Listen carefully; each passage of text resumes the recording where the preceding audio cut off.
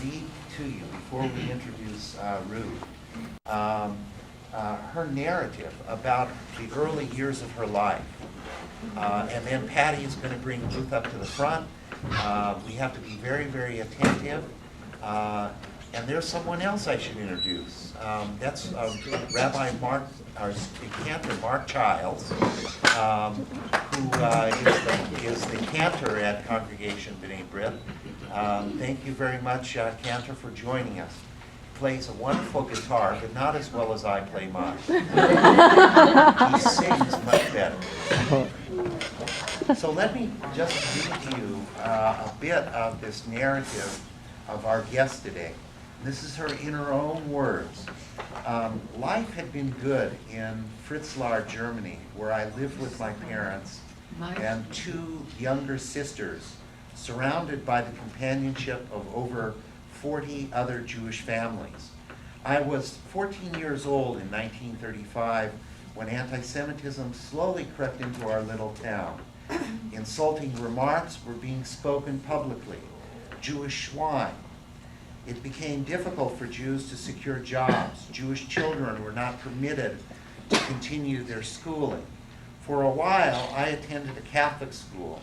I pleaded with my father to leave me, but he would reply, "What would Hitler want of me? I'm a simple working man, not a scientist or professor. You'll see, things won't be too bad. Maybe soon they'll let you go back to school again." At 16, being unable to convince my parents to go from our town, I told them I was leaving. The last thing I wanted to do was cause my parents grief, but my mind was made up. My plan was to find a safe place and then convince them to follow me there.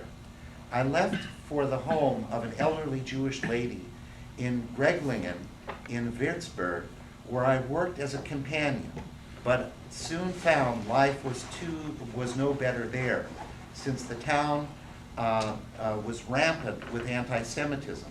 I was afraid to go out at night. Gangs would attack Jews, beat them, and leave them bleeding in the streets. I missed my family terribly, and went to see them before making new plans for myself. The sight of my parents shocked and frightened me. Within months, they had aged years. My father, with quivering voice, described November 9, 1938, Kristallnacht. All the synagogues in Germany had been set afire, and all books and valuables belonging to Jews were confiscated. When we saw our burned out homes and destroyed synagogues, I thought I was seeing hell, that I had already died. He went on to tell me how he had gone into shock and had been hospitalized for weeks. My parents at this time were finding life more and more difficult. Wearing the exposed Jewish star made them frightened about going outside to shop for the little food they could get with their ration stamps. Knowing that they would starve rather than eat food that was not kosher, I tried to help. I would take fresh fish, package it, and get it on the night train so that it could be received early the next day. No simple task, since there was an 8 p.m. curfew for Jews. A very kind German Gentile policeman, who was a neighbor in Hamburg, would escort me to the train station twice a week for nearly a year, endangering his own life. If he had been caught, he would have been shot by the Gestapo for aiding a Jew. From time to time, I heard my packages had been received, and I was overjoyed that in some small way I was able to assist my parents. The narrative continues in describing the quick transformation of Germany from a culture that had reached for the greatest heights in the 19th and early 20th century to a culture that was atavistically filled with hatred for Jews. This part of the narrative concludes, and this is how Ruth Nebel's 4 years of life in the camps began. Liberated by the Soviets at the end of the war, Ruth met her husband Hans Nebel, who had survived Auschwitz. They were the first Jewish couple married in Europe after the war. Ruth and Hans relocated to America first in New Jersey, and 27 years ago moved here to Santa Barbara. Ruth has heard about our class and kindly agreed to come meet you and to answer your questions. Patty, would you bring Ruth up to the front?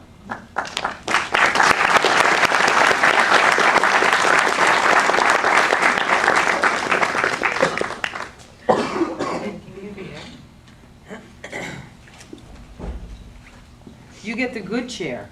Okay, you get the good, this is my chair, you get the good chair. Okay? Okay. Look.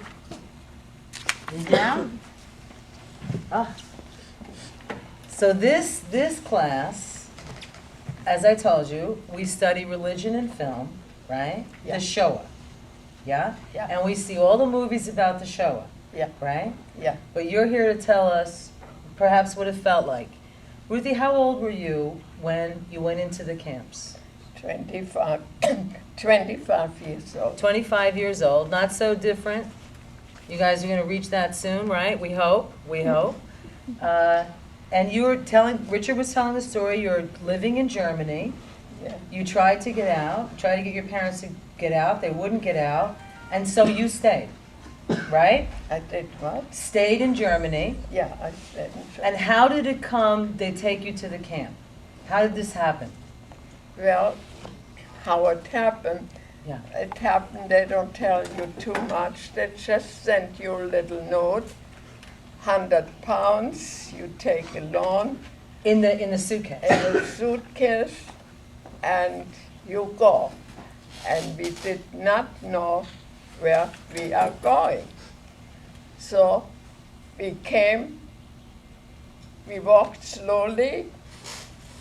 The girl who walked with me carried my piece of luggage, and we didn't talk to each other because we did not know what will happen. So all the Jews had to meet at a certain They place had in the to town? meet, yes, in one building, and when the doors opened, she let me go in, and she had to leave, right? Because she was a Gentile. Yeah. No, she was Jewish. She was Jew, but yeah, they didn't call her. But had nothing to do with it. She was South American. Protected. Yeah. Okay. Okay, and so that was the end of both of us. And when we were there inside, we were greeted by the SR, SS, and black uniform, brown uniform, and with Billy clubs? yeah, with clubs, and hit right away, and we didn't know what it is all about. It. How many people were in that barn? We were closed in as much as we could. Yeah. And we looked at each other and we couldn't say one word because that was the punishment started in that Yeah. moment. Yeah. But whole families, right? Children? Everything messed up. Everybody in it who they ever sent the cards to, Yeah. they got together. And what did you think they're going to do with you in the barn? We didn't think, period. There was no time for thinking, there was no time for nothing. We saw there's punishment, and we Yeah. know we are Jews. Yeah. And we know we are here because they want to get rid of us. And that was the whole program. And how long were you in that barn? Oh, that took almost the whole day in there before the trains got ready for us to go. How did you know you were going to go on a train? Did they tell you? No. They didn't tell you. Nobody told us anything. So you have your luggage. That I didn't have it. That They took was it. taken over by the SS, and they kept that whole thing to their family in Germany because we were told to take the best thing, 100 pounds, and that's it. But take your best stuff. The best stuff. So we had silk stockings, and we had beautiful underwear, and only the best. on And the way. first thing they did was steal it, yeah? That the SS kept everything and left it for Germany for their family right away. We didn't see that kind of stuff. We saw other stuff from other people, but from other transports, Yeah. you know. But our transport where I was in, I never saw my own thing. So Never, then here never. comes the train, right? They put you on a train. Oh, the train was the worst in history because the train was far, far away. You had to walk. And we had to walk, and when we got into those trains, bumper and bumper, we stood like sardines, close together. Yeah. And we didn't know each other. We didn't know Right. who is he, who is he. It was murder. Where was your murder. family? Where was your family? My family had nothing to do with it. They were already probably in Auschwitz and dead. I don't know. They separated us from Our all families. That. Yeah, that was the punishment we got right away in Germany. See, Split. They lied to us and they did what they wanted to do, not what we wanted to do.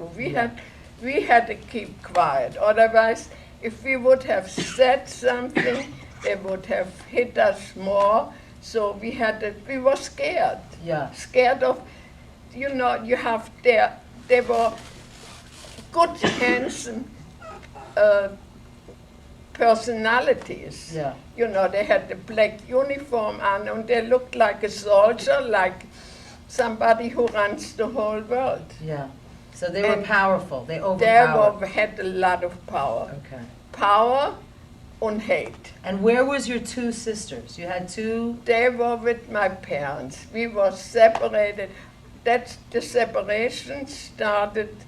The separation started from Hamburg, where I was listed that I cannot be with my family anymore. Okay. And Okay. then when we got to that terrible train, and where we were all bumped together so close, and we looked at each other and standing up in the train. No room to sit. No room to sit. There were old benches, and the benches were, the Broken. trains were so old, they were ready to go God knows where, but Yeah. they kept that all reserved for us, for our transport. Yeah. See, we had nothing to say. We didn't. And how long are you in the train? 1 week. 1 week. 1 week without food, without toilets, without paper, without nothing. No water? No water, nothing. 1 week. Only we had some crackers with us or whatever. So whatever we had, each other You gave shared? to each Yeah. other. We shared whatever we had. Was there children in there? Or was There it- were everything in it, messed up from people. Yeah. That was the worst that in history, whatever could happen to anybody. And what But- would happen with the shoulder? People would lean on you and, We were hanging together like this. Yeah. Don't forget, day or night, standing, 1 week. And the train started a few times while we were traveling. And then they said, they gave us paper and cards postcards. on a pen. And they Postcards. said, write to your family, okay? Okay. They were lying. They stopped the train. They stopped completely. So they had to rest somehow the train. So we wrote little notes. And I wrote to my parents, I'm going somewhere, but I don't know where. I hope I see you again. And of course, I never saw them again. They were probably already dead. But in the meantime, what they did, They put took all- the cards. They took everything and put it in a, Bonfire. yeah, And they, built it up and lit the candle so you could see it. so you will see it and burned all that mail. So they What stopped the the train, make you write it, and then they burned They it. had to stop the train because probably they needed, steam or Yeah, gas. yeah. What do I So know? they used that to humiliate, to hurt you. Exactly. Und then, when that was all burned, and the train continued On. Did people die on the trip? Some people jumped out from the window who couldn't already take it. Younger people, older people, we didn't know each other at all. Yeah. I only have met a gentleman who liked me and took right away a little bit care of me. Sympathy. There was Whatever. love on the train. Love and the Ah. yeah, but it helped. And it kept you alive. It Yes. was needed. So here you are, and you Yeah. see across the train. But huh? that's always my own personality helped me a lot. With the men. With men. So now, did he end up in the camp with you? Did he go to the same camp? He came to the same camp. Did he live? He stuck with me for a while until he tried to help me later with food, with a sandwich, with something. But at the end, he had to die. They hanged him on a Sunday morning, and that was another catastrophe. But this was the whole statistic. Sadistic. Whatever was going on, there was never a dull moment. Okay, so you come to the camp, right, from the trains. Yeah. Half the train is dead, or a lot died on the way? Many? Yeah. But you survived. I always survived. Yeah. Otherwise, I wouldn't sit here.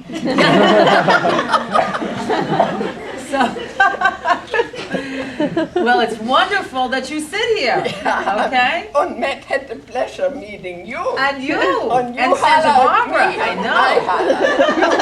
Okay? Okay. Because. So now we're at the camp, right? Yeah. And the train stops, and you see you're coming to a camp. Did you guys know about the camps?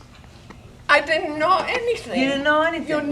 Camp is so depressing. Yeah. And the people who hang out from the barracks, and then they start asking us questions. And I don't know if I can explain that, but it was in Jewish. Oh, the other prisoners? Yeah. They see you coming? They Yeah. saw us coming, and they asked us where we came from. And we told them we come from Hamburg.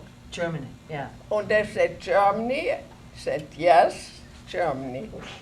He said, you speak Jewish? I said, when they asked me, I said, no, I don't speak Jewish. Yiddish. I speak German. He said, then you are not Jewish. What'd you say? I said, why do you think I'm here? So everything was upside down. So you come out the train. I came out of the train, and then I was one of them in the barrack. They put you in a barracks. They put us right next to the other people. And there I met a famous rabbi from Hamburg who had 5 children. And I had the pleasure sitting right next in In the train? the train. Yeah. And now, not in the barrack already. Ah, okay. Out of the train. I Yeah. mean, after 1 week. Yeah. So we met and we talked, and I was very happy to see him because I knew that Of him. rabbi. Yeah. And I knew also their sons from Hamburg, Yeah. because I stayed in Hamburg for 3 years. So this is familiar face. Yeah. Familiar face. Yeah. And when I felt I am now with God protected. Right? Ah, a sign. A holy sign. man. Yeah. He okay. had a beard. He was very Religious. religious. Yeah. Not, he was, as a rabbi, he was religious, yes. Yeah. So anyhow, and that didn't last long, because after we were in that barracks, they had to do appels every day. Okay, That and means- appel, tell us, explain. Means getting us out 5 o'clock, 6 o'clock in the morning, and we had to stay in line. And that's Outside. when they made outside. That's when they made the selection. Who is gonna live and who is gonna die. Every day. And that rabbi was taken right in the beginning with his 5 children. And they went, and he felt, I saved my family and we go together. See, they did not separate it. They could, but they didn't. And that was the end of them. But they went a town in Slatva, which called Dynamünde. And that was a beautiful town if you would live there as a normal person, right, or a Yeah. free person, but not for us. Yeah. They made new, whatever they did there. They Yeah. had buses, and they had gas in it, and they bumped them in, and they died. You know, So all they those would people. tell them they were taking them somewhere and put them all in a van, Yeah. and as they drove But off, that went every day. Every day. There were 5,000 people. That's a lot of people to get rid of it. If well, when want you kill came to the camp, they had gotten rid of 5,000 Latvian Jews Yeah. to make room for the German, yeah? Exactly, Yeah. not for the German, for people from all over the Yeah. world. They came from Vienna and from all over. Did you see gypsies and other people? There were not exactly in Deutschland. That came later. Later. Okay, Much okay. later. Okay. But that was the beginning of the beginning. And how many years? 4 years, yes? 4 full years, yeah. You spent in 3 camps. 4. 4. Riga, Stutthof, Thorn, and Danzig. And what's you were freed And from The Riga? worst the war was going on in Germany, the worst we had to suffer. Okay. That was the punishment. And then they had Kaiserwald, that was a boat, and they got us on the bottom of the boat. And they were transporting you. On top for the SR, the SS, and they had a fantastic time upstairs, but downstairs we had 0. We were dying, we were laying there like animals, and we were sick. Yeah. Because when that moves, you Yeah, know, yeah. and that was a catastrophe. And physically, you had typhus. I had everything. You name it, I had. I had everything, which was not good because the typhus was running through your fingers, and that's like poison. This comes from the dirt. When you cannot wash your hands enough and have no water, that's when you get all those sicknesses. So no water, no showers, no None. running water. Nothing. How did you get water? There was no water. When it snowed, it was very, very cold in Riga. The snow, I opened my mouth, and the snow got in here, and I got wet in my mouth. That's and it. That helped me, was clearer than Clean. It taking was the clean. snow, who is already a little dirty, or yeah. from wind or whatever. But you had to help yourself. That's why I always say today, I am a survivor. I live in my home in Santa Barbara, 17 steps up. And people say to me, how come you live upstairs? I said, I love it. I said, you love it? I cannot make your stairs. I want to visit you. I said, if you want to visit me, I help you. No problem. she said, no, no, no, no, I cannot do that. But you can because. But I said, she said, but how do you get down? I said, if I have to go down and I'm tired, I slip down. She's a survivor. I- Are you a survivor? Yeah, I am a survivor, yes. Now, Ruthie, Yeah. there's so much to ask and there's so much for you to tell. We love having you. But I would like to let the students who have been watching and learning ask you their questions, okay? Okay. And then you guys, we're gonna stop at 20 of, so you can come down and meet her in person, shake her hand, right? Yeah, okay. But I might have to say your question out, because it's a little difficult for her to hear. So let me start. Anything, anybody? We have a question? And if you could be kind enough to just stand up and say your name. Sure, I'm Ryan. Thanks a lot for coming. Ryan, that's his name, Ryan.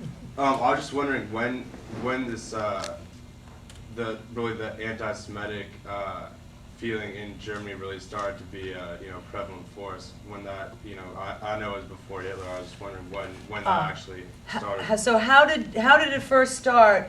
Anti-Semitism and feeling bad. You lived in a town with Christians, yes, and then suddenly it changed.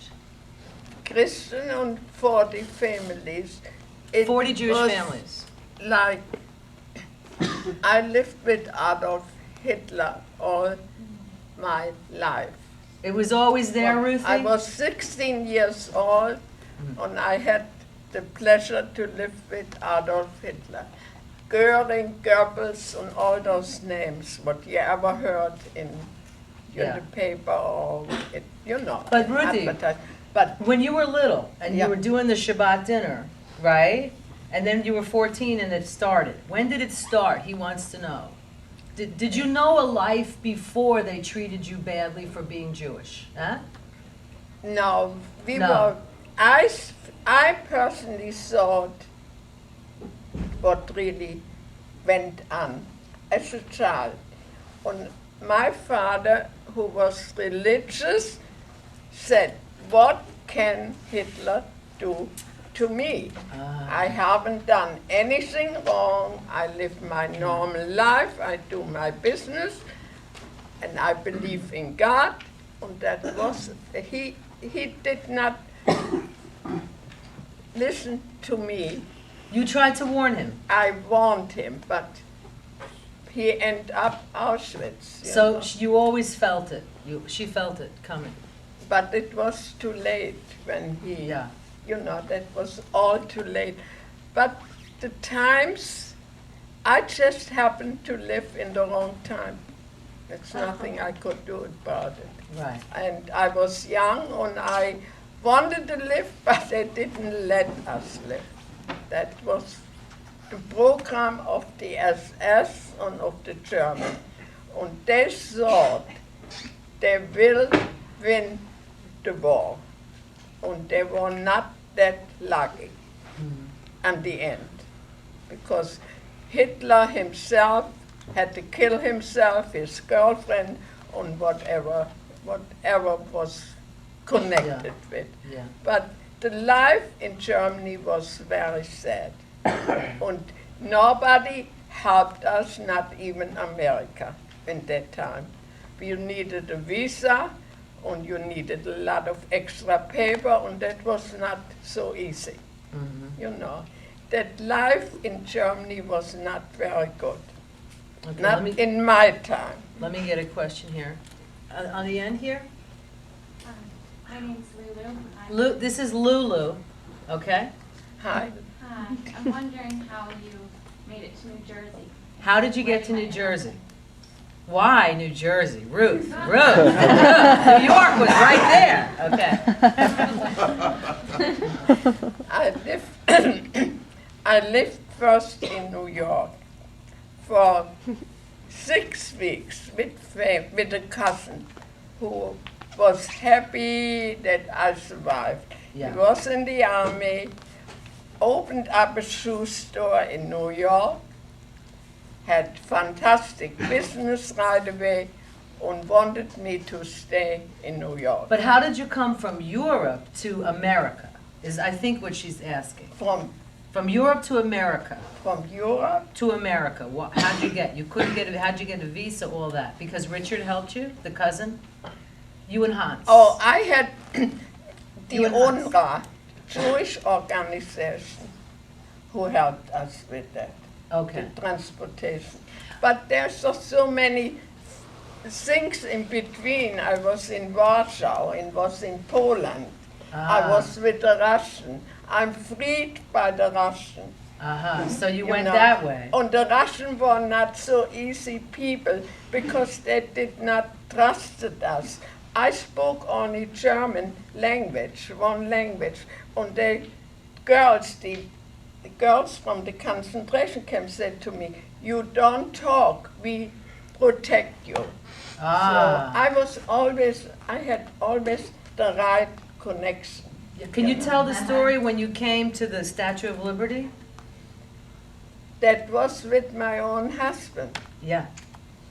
He carried me out and he said, Ruth was sick. You were and sick I from the was sick seasick. on the boat, and when we came out, he carried me out and he said, "The Statue of Liberty is just waiting for us, just for us."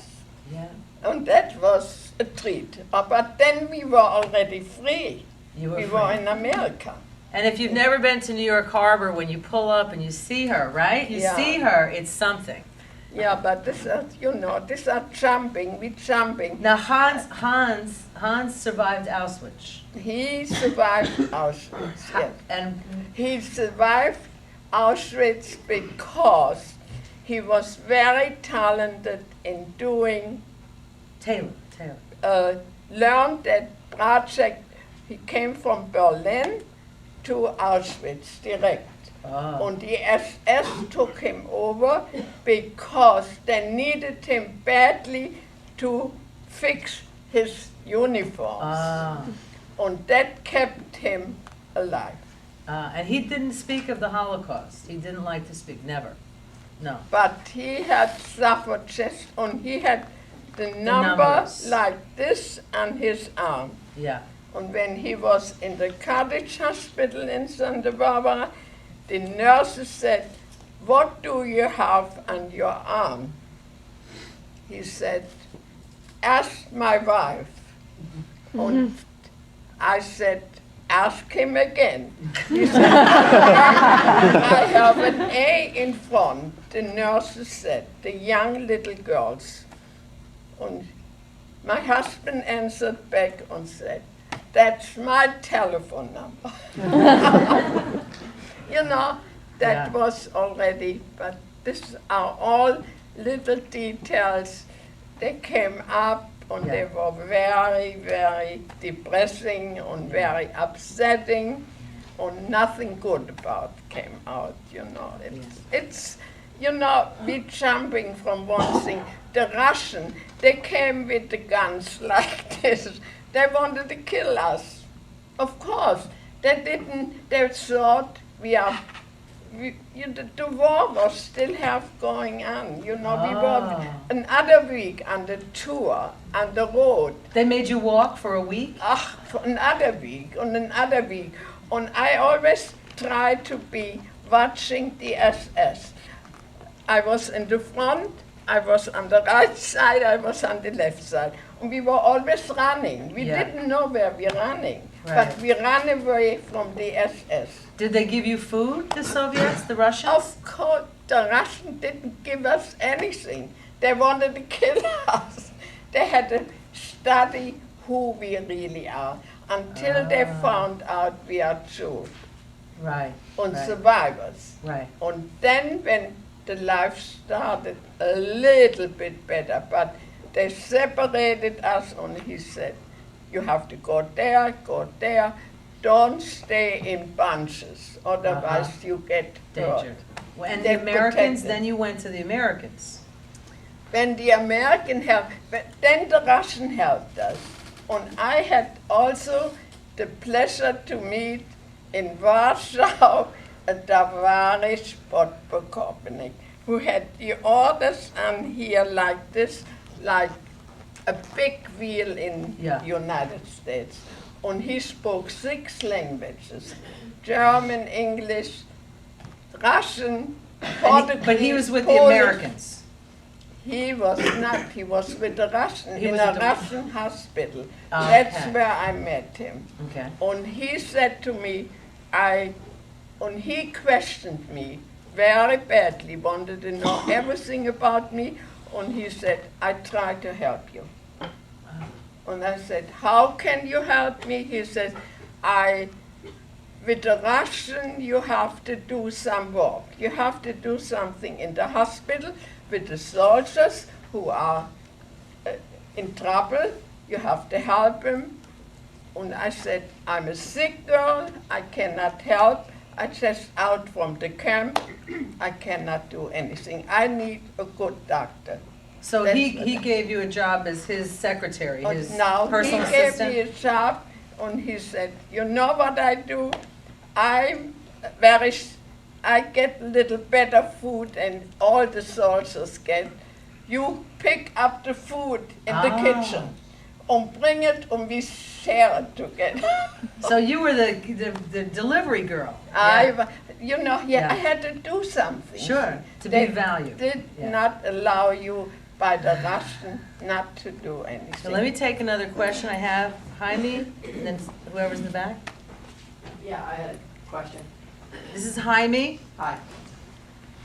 You mentioned earlier that your personality helped you survive in the concentration camp. Your personality helped you survive, yes? My Let's see, personality ask helped them. me all the way, all the time, all the time. What role did That's your why faith- I'm here in Santa Barbara, Of course. see? So specific.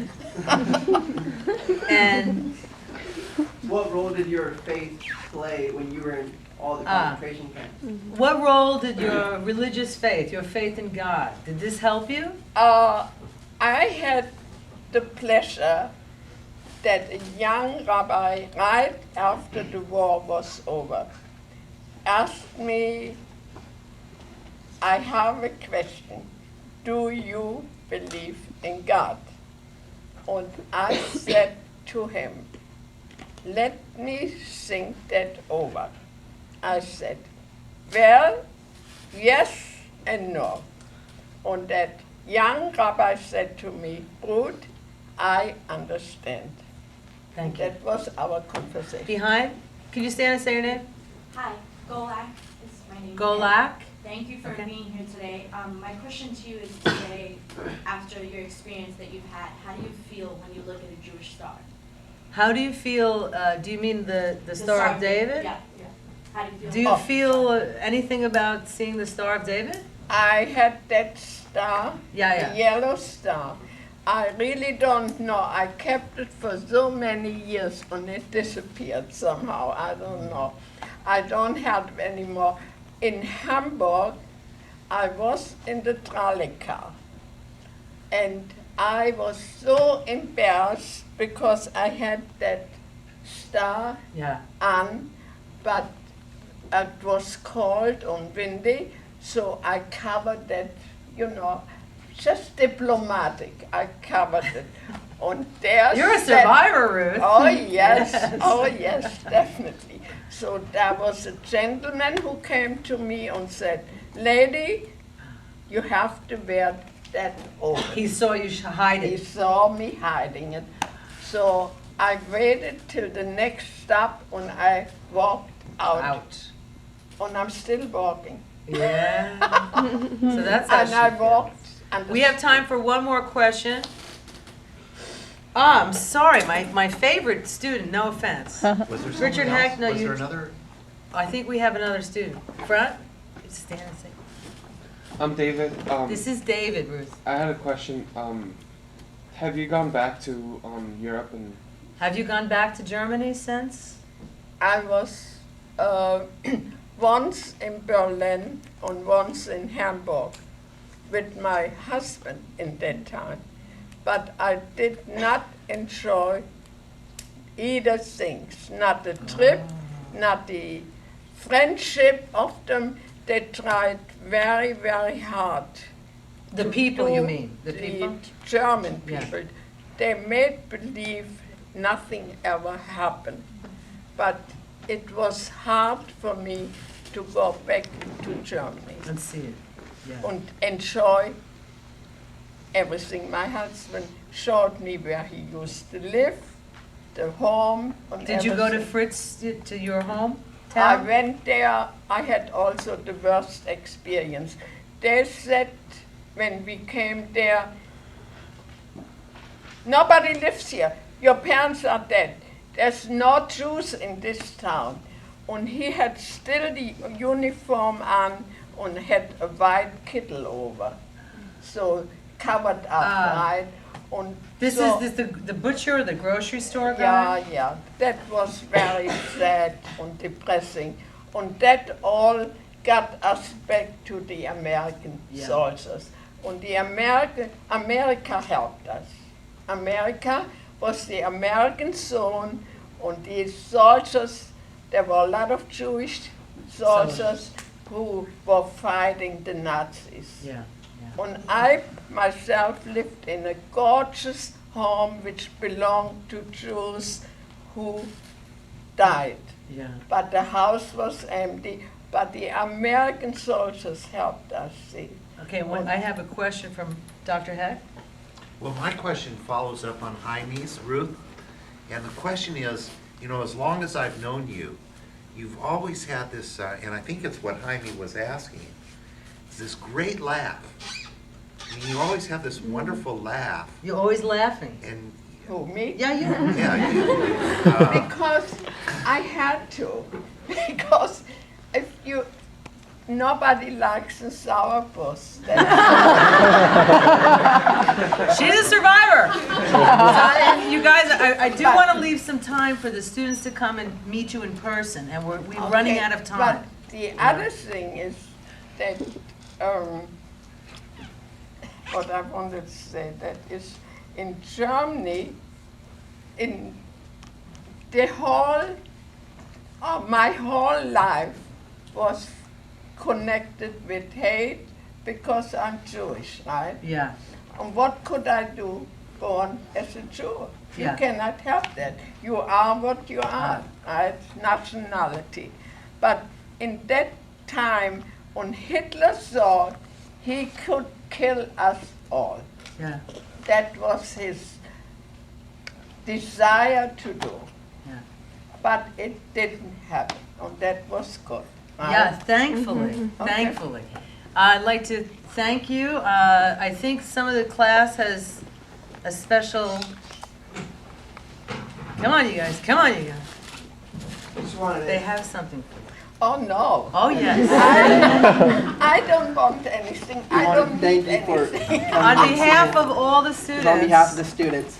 This is for you, Okay. okay? And shall I open this for you?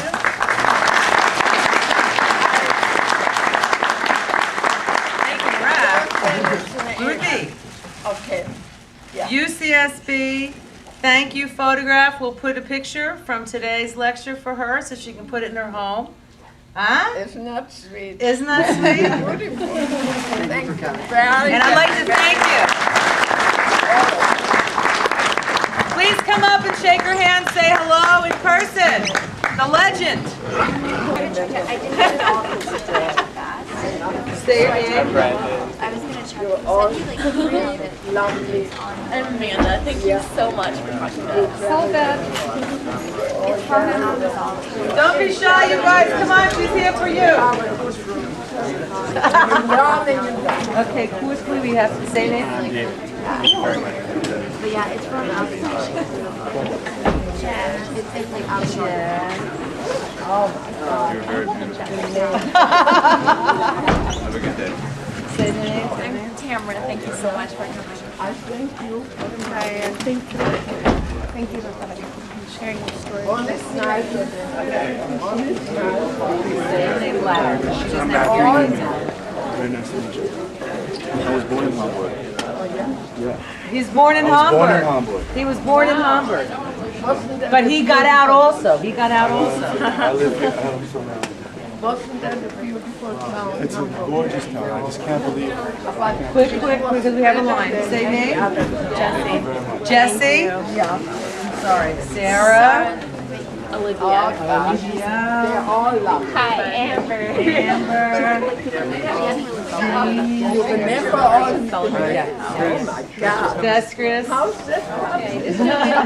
Please say your name loudly for her. Brittany.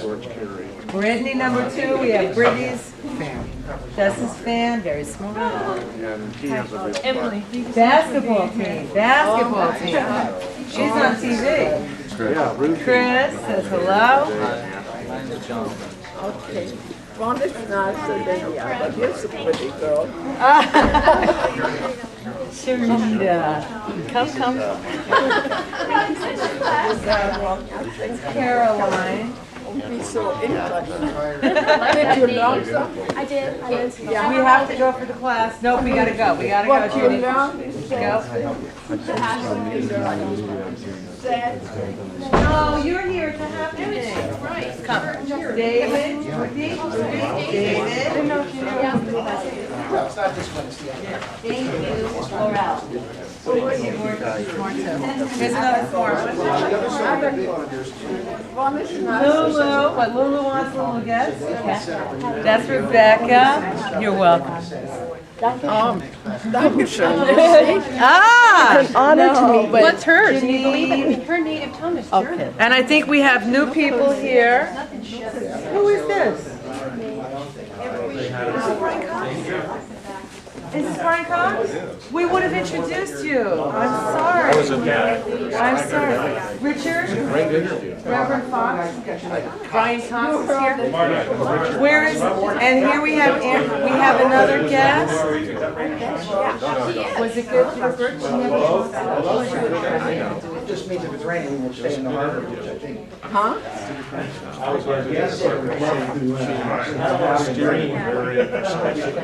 Bless him. Had we known, we introduced. Do you know Rabbi Sugarman? Yes.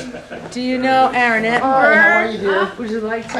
Look! How are you doing? Thank you so much for coming in. That job is in